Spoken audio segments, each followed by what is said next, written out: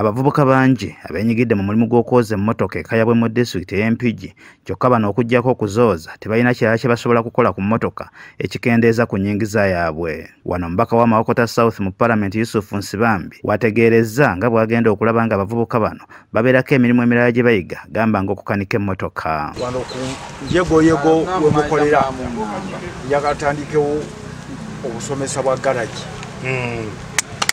Kati abaana bano bave mukoza emmotoka bayige n'okkanika ki emmotoka bwe tunagiteeka garagi mukayabwe kinaba kirala bwe banaaba tufunye wano nga bakkiriza abatulinaanye tewali mutawaana bana batabakkiriza tujja kunoonya ki naye twagala okutandika omwaka ogutandika. Nsibambi agamba akooye okulaba abavubuka basobola okwekolerera ate okudda mu kusabiriza bannabyabufuzi mu kitundu kino. Kinaga mu buvubuka ono zesaagala kunnyimiriza nga munsaba 2,000 kubanga n'enkya sijja kudda ki oba wa 2,000 twagala tukole emirimu. Okwogera bino abadde adduukiridde bakanaabe mu Kayabwe Town Council n'obuuma obubayambako mu kwoza emmotoka. Ebitangirwako esabbuuni olupiira lwe mwali mwagala kati ng'ogyeko olupiira tubagulidde pampu. Tufunye mashini eyoza emmotoka kutaliga ddala ku mmotoka ennene n'entono ne pikipiki.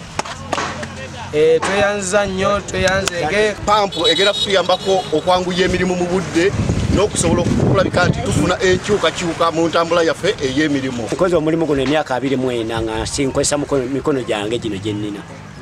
Naye nga Council Nsibambi katuwadde masiini eyoza emmotoka tweyanzeege. Abaana bano bagenda kweyongera amaanyi, bagenda kweyongera okukola ate ze bagikozese bulungi.